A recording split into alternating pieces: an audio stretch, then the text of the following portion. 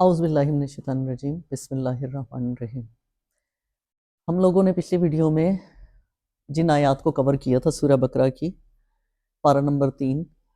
اس میں سود پر بات ہو رہی تھی۔ میں نے پچھلی ویڈیو بند کر دی تھی یہ کہہ کر کہ ہم لوگ اگلی ویڈیو میں اس پر تفصیلاً بات کریں گے، کیونکہ اس پر بہت بات ہوئی ہے، لیکن سید صاحب نے جو اپنی تفسیر کے اندر بیان کیا ہے وہ میں آپ کو منوان بیان کر رہی ہوں، اور اس سے سارے ابہام جو بھی ہے وہ دور ہو سکتے ہیں۔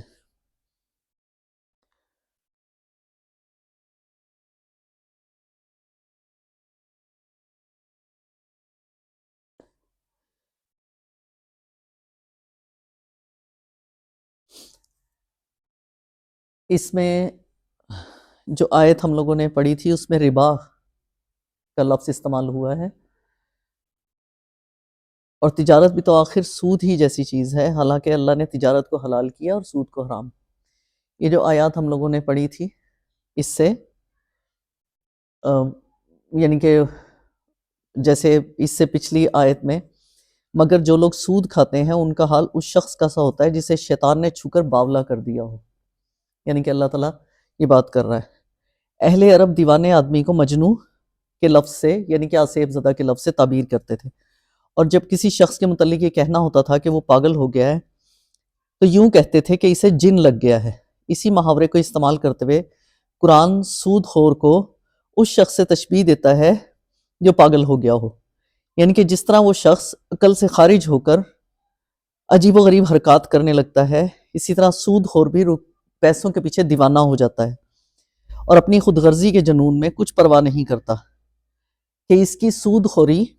کس طرح انسان سے محبت، اخوت اور ہمدردی کی جڑیں کاٹ رہی ہے، اجتماعی فلاح و بہبود پر کس قدر تباکن اثر پڑ رہا ہے، اور کتنے لوگوں کی بدحالی سے وہ اپنی خوشحالی کا سامان کر رہا ہے۔ یہ اس کی دیوانگی کا حال اس دنیا میں ہے، اور چونکہ آخرت میں انسان اسی حالت میں اٹھایا جائے گا جس حالت پر اس نے دنیا میں جان دی تھی، اس لیے سود خور آدمی قیامت کے روز ایک پاگل انسان کی صورت میں اٹھے گا۔ اب ان کے نظریے کی جو خرابی تھی، وہ لوگ کیا سمجھتے تھے؟ سود اور تجارت میں فرق ہی نہیں سمجھتے تھے، تو اس میں وہ فرق نہیں سمجھتے تھے کہ اصل لاگت پر جو منافع لیا جاتا ہے اس کی نوعیت اور سود کی نوعیت کا فرق وہ نہیں سمجھتے تھے، وہ دونوں چیزوں کو ایک ہی قسم کی چیز سمجھتے تھے، اور کہتے تھے کہ جب تجارت میں لگے ہوئے روپے کا منافع جائز ہے تو جو قرض کے اوپر ہم لوگ منافع لیتے ہیں وہ بھی جائز ہے۔ یعنی کہ تجارت تو یہ ہوتا ہے نا کہ آپ نے سامان بیچا، اس پہ جو منافع ہوا وہ کبھی کم بھی ہو سکتا ہے کبھی زیادہ بھی، تو اس کو تو وہ کہتے تھے کہ جس طرح یہ حلال ہے نا، اسی طرح جو ہم لوگ کسی کو قرض دیتے ہیں اور اس پر پیسہ لیتے ہیں، کیونکہ وہ قرض لے کر اپنا کوئی کام کر رہا ہوتا ہے، تو وہ اس چیز کو بھی اسی سے عبارت کرتے تھے، دونوں کو وہ ایک جیسا سمجھتے تھے۔ وہ کہتے ہیں کہ ایک شخص جس روپے سے خود فائدہ اٹھا سکتا ہے اسے وہ قرض پر دوسرے شخص کے حوالے کرتا ہے، وہ دوسرا شخص بھی بہرحال اس سے فائدہ ہی اٹھاتا ہے۔ یہی بات یہاں ہے کہ ہاں جی وہ اس سے کوئی کام کرتا ہے، اپنا کوئی فائدہ کرتا ہے، تو پھر ہم اس چیز سے کیوں فائدہ نہ اٹھائیں، جبکہ جب ہم تجارت کرتے ہیں تو اس سے ہم فائدہ ہی اٹھا رہے ہوتے ہیں۔ یہاں پہ سید صاحب نے تجارت اور سود کا اصولی فرق بتایا ہے، جس کی بنا پر دونوں کی معاشی اور اخلاقی حیثیت ایک جیسی نہیں ہو سکتی۔ وہ یہ ہے کہ تجارت میں منافع مساوی نہیں ہوتا، یعنی کہ کبھی کم زیادہ ہوتا ہے، کبھی کم ہوتا ہے، کبھی زیادہ ہو جاتا ہے، یعنی کہ جس طرح کا جو مارکیٹ کا ہوتا ہے رجحان، کبھی کوئی چیز ہمیں زیادہ منافع دے رہی ہوتی ہے، کبھی کوئی چیز کم منافع دے رہی ہوتی ہے، تو اس کو تجارت کہتے ہیں۔ تجارت میں ایک منافع فکس نہیں کیا جاتا کہ ہم نے اگر 100 روپے لگائے ہیں تو ہمیں ہمیشہ 50 روپے ہی منافع ملے گا اس 100 روپے پر، نہیں، ایسا نہیں ہوتا تجارت میں۔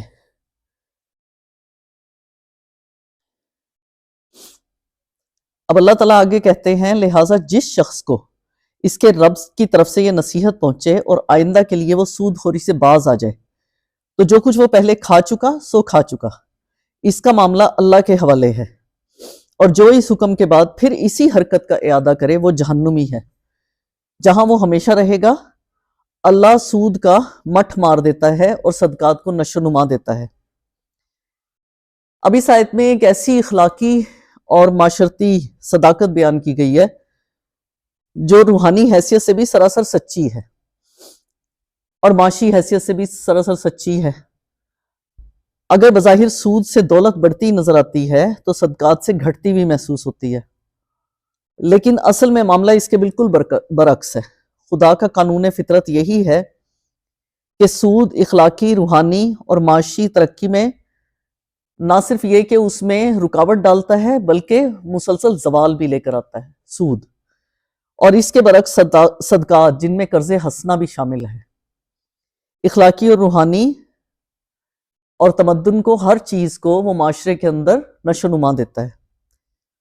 اب اگر ہم اس کی اخلاقی اور روحانی حیثیت سے دیکھیں تو یہ بات بالکل واضح ہے کہ سود دراصل خود غرضی، بخل، تنگ دلی اور سنگ دلی جیسی صفات کا نتیجہ ہے، اور وہ انہی صفات کو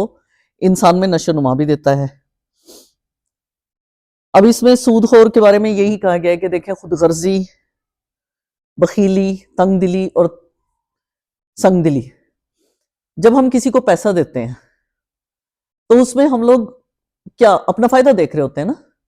اور جب انسان صرف اپنا فائدہ دیکھے گا کہ ہاں جی میں یہ قرض پر پیسہ دے رہا ہوں اور اس پر میں نے اتنا سود لینا ہے، جب وہ اس چیز کو ہی دیکھے گا صرف،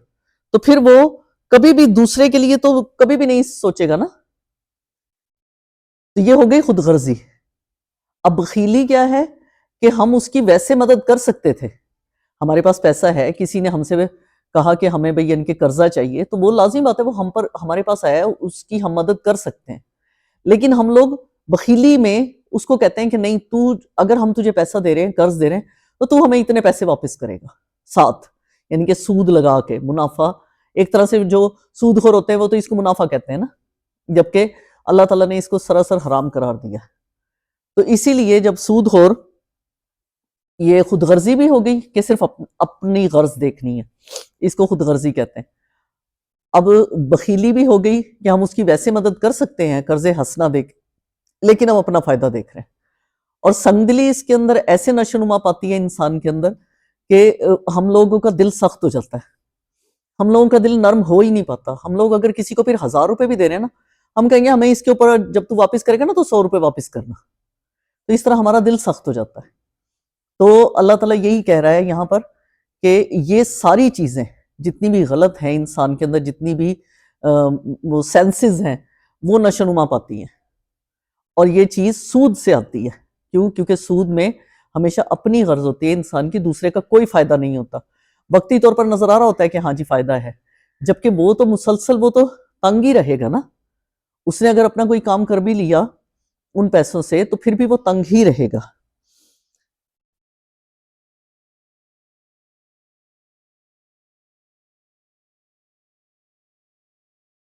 اب معاشی حیثیت سے اس چیز کو ہم لوگ دیکھتے ہیں۔ معاشیات کے نقطہ نظر سے سودی قرض کی 2 قسمیں ہیں۔ ایک وہ قرض جو اپنی ذاتی ضروریات پر خرچ کرنے کے لیے مجبور اور حاجت مند لوگ لیتے ہیں، یعنی کہ جو اپنی ذاتی ضروریات ہیں۔ دوسرا وہ قرض جو تجارت، زراعت وغیرہ کے کاموں پر لگانے کے لیے پیشہ ور لوگ، یعنی کہ جو تاجر ہوتے ہیں وہ لوگ لیتے ہیں۔ ان میں سے پہلی قسم کے قرض کو تو ایک دنیا جانتی ہے کہ اس پر سود وصول کرنے کا طریقہ نہایت تباہ کن ہے۔ دنیا کا کوئی ملک ایسا نہیں ہے جس میں مہاجن اور مہاجن افراد جو ہوتے ہیں، فرد ہوتے ہیں، اور مہاجنی ادارے وہ عوام کا خون نہ چوس رہے ہوں۔ یعنی کہ چھوٹے چھوٹے آپ یہ دیکھیں آج کل سکیمز بنی ہوئی ہیں، یہاں تک کہ انسٹالمنٹ پر جو یعنی کہ جو چیزیں ہیں وہ دی جاتی ہیں، ان پر زائد پیسے وصول کیے جاتے ہیں۔ یہ سب چیزیں اسی چیز میں آ جاتی ہیں۔ سود کی وجہ سے اس قسم کا قرض ادا کرنا ان لوگوں کے لیے سخت مشکل بلکہ بسا اوقات ناممکن ہو جاتا ہے۔ پھر ایک قرض کو ادا کرنے کے لیے وہ دوسرا اور تیسرا قرض لیتے رہتے ہیں۔ اصل رقم سے کئی گنا سود دے چکنے پر بھی اصل رقم جوں کی توں رہتی ہے۔ محنت وقت کرنے والا آدمی اپنی آمدنی کا بیشتر حصہ وہ اس مہاجن کو دے دیتا ہے، اور اس غریب کی اپنی کمائی میں سے اس کے پاس اپنا اور بچوں کے پیٹ پالنے کے لیے کوئی چیز نہیں بچتی۔ یہ چیز رفتہ رفتہ اپنے کام سے انسان کی دلچسپی ختم کر دیتی ہے، کیونکہ لازم بات ہے جب ایک انسان محنت کر رہا ہے تو وہ جب اس کے بیوی بچوں کا ہی پیٹ نہیں پلے گا، اس کا اپنا گھر نہیں چلے گا، وہ اپنی کمائی کا زیادہ تر حصہ تو اٹھا کے اس کو دے دے گا جس سے اس نے قرض لیا. اصل رقم تو ویسی کی ویسی کھڑی ہے نا، باقی تو جو وہ کما رہا ہے اس میں سے جو سود بھر رہا ہے وہ صرف دے رہا ہے. اصل جو اس کا قرضہ ہے وہ تو وہی کمائی ہے. قرض حسنہ میں ایسا کچھ نہیں ہوتا. قرض حسنہ میں تو آپ نے جو لیا ہے آپ نے مقررہ ایک وقت یا تو قرض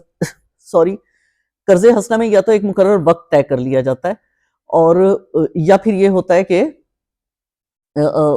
وہ قسطوں میں اس کو ادا کر دیتے ہیں. جو قرض لیتا ہے وہ قسطوں میں ادا کر دیتا ہے، لیکن اوپر سے کوئی پیسے نہیں ہوتے. یا پھر ایک مقررہ مدت ہوتی ہے کہ ہاں جی تم اتنے 6 مہینے میں، سال میں ہمارے یہ پیسے واپس کر دو گے. تم کماؤ، اپنے کام میں لگاؤ، یا پھر اپنی جیسے ضروریات پوری کرو، تم اس میں کرو، پھر تمہارے پاس جب پیسے آ جائیں تو پھر تم مجھے واپس کر دینا، سال بعد واپس کر دینا، 6 مہینے بعد. یہ قرض حسنہ ہے. جبکہ سود میں ایسے نہیں ہے. سود میں وہ بیچارہ سود ہی بھرتا رہتا ہے. میں کتنے ایسے لوگوں کو جانتی ہوں جنہوں نے سود کے چکر میں اپنا سب کچھ بیچ دیا، اور وہ لوگ بیچارے اچھے بھلے تھے، ان کا کاروبار اچھا بھلا تھا، لیکن سود کی وجہ سے ان کا کاروبار بھی ختم ہو گیا، اور وہ بہت زیادہ یعنی کہ برے حالات میں آ گئے.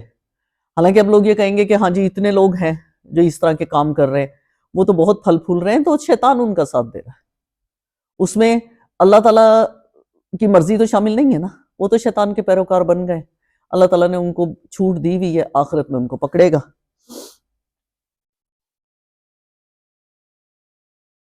اور رہا دوسری قسم کا قرض جو کاروبار میں لگانے کے لیے لیا جاتا ہے، تو اس پر ایک مقرر سود کے عائد ہونے سے جو بے شمار نقصان پہنچتے ہیں، ان میں سے نمایاں ترین یہ ہیں: جو کام رائج الوقت شرح سود کے برابر نفع نہ لا سکتے ہوں، چاہے ملک اور قوم کے لیے کتنی ہی ضروری ہوں، ان پر لگانے کے لیے روپیہ نہیں ملتا، اور ملک کے تمام مالی وسائل کا بہاؤ ایسے کاموں کی طرف ہو جاتا ہے جو بازار کی شرح سود کے برابر یا اس سے زیادہ نفع لا سکتے ہیں، چاہے اجتماعی حیثیت سے ان کی ضرورت اور ان کا فائدہ بہت کم ہو اور کچھ بھی نہ ہو. جن کاموں کے لیے سود پر سرمایہ ملتا ہے، خواہ وہ تجارتی کام ہو یا صنعتی یا زراعتی، ان میں سے کوئی بھی ایسا نہیں ہے جس میں اس امر کی ضمانت موجود ہو کہ ہمیشہ تمام حالات میں اس کا منافع ایک مقرر میعاد تک ہی رہے گا اور کبھی اس سے نیچے نہیں گرے گا. اب ایک نظر ہم صدقات کے معاشی اثرات کو بھی دیکھ لیتے ہیں. اگر سوسائٹی کے خوشحال افراد کا طریقہ کار یہ ہو کہ وہ اپنی حیثیت کے مطابق پوری فراخ دلی کے ساتھ اپنی اور اپنے اہل و عیال کی ضروریات خریدیں، پھر جو روپیہ ان کے پاس ان کی ضرورت سے زیادہ بچے اسے غریبوں میں بانٹ دیں تاکہ وہ بھی اپنی ضروریات خرید سکیں، پھر اس پر بھی جو روپیہ بچ جائے اسے یا تو کاروباری لوگوں کو بلا سود قرضہ دے دیں، یا شرکت کے اصول پر ان کے ساتھ نفع نقصان میں حصے دار بن جائیں. اب یہ لوگ کرتے نہیں ہیں جو اللہ تعالیٰ ادھر کہہ رہا ہے، وہ لوگ یہ کرتے نہیں ہیں. یا حکومت کے پاس جمع کر دیں کہ وہ اجتماعی خدمات کے لیے ان کو استعمال کرے. تو ہر شخص تھوڑے سے غور و فکر سے ہی اندازہ کر سکتا ہے کہ ایسی سوسائٹی میں تجارت اور صنعت اور زراعت ہر چیز کو بے انتہا فروغ حاصل ہوگا، جہاں ہم لوگ اپنی جو جتنے بھی کسی کے پاس بھی، چاہے وہ مڈل کلاس ہے چاہے وہ ایلیٹ کلاس ہے، کسی کے پاس بھی جو زائد روپیہ ہے، وہ اگر پہلی بات تو یہ کہ کسی کی ضرورت پوری کر دیں، اس میں کوئی غرض نہ رکھیں، تو اس سے بھی یہ چیز ختم ہو جائے گی، سود. اور پھر دوسرے یہ کہ وقتاً فوقتاً آپ دیتے رہیں تو وہ دوسرا انسان بھی اپنی جو غریب لوگ ہیں وہ اپنی ضرورت پوری کریں گے، اور پھر ان کو کسی سے مانگنا نہیں پڑے گا. یا پھر کاروبار میں لگا دیں لیکن وہ بھی بلا سود. اے لوگوں جو ایمان لائے ہو، خدا سے ڈرو، اور جو کچھ تمہارا سود لوگوں پر باقی رہ گیا ہے اسے چھوڑ دو، اگر تم واقعی ایمان لائے ہو. لیکن اگر تم نے ایسا نہ کیا تو آگاہ ہو جاؤ کہ اللہ اور اس کے رسول کی طرف سے تمہارے خلاف اعلان جنگ ہے. اب بھی توبہ کر لو اور سود چھوڑ دو تو اپنا اصل سرمایہ لینے کے تم حقدار ہو. نہ تم ظلم کرو، نہ تم پر ظلم کیا جائے گا. تمہارا قرض دار تنگ دست ہو تو ہاتھ کھلنے تک اسے مہلت دو، اور جو صدقہ کر دو تو یہ تمہارے لیے زیادہ بہتر ہے اگر تم سمجھو. اس دن کی رسوائی اور مصیبت سے بچو جبکہ تم اللہ کی طرف واپس ہوگے. وہاں ہر شخص کو اس کی کمائی ہوئی نیکی یا بدی کا پورا پورا بدلہ مل جائے گا، اور کسی پر ظلم ہرگز نہ ہوگا. اب یہ جو آیت ہے یہ فتح مکہ کے بعد نازل ہوئی ہے. اور مضمون کی مناسبت سے یہاں پر داخل کر دی گئی ہے، کیونکہ پہلے جو بات ہوئی ہے وہ پہلے فتح مکہ سے پہلے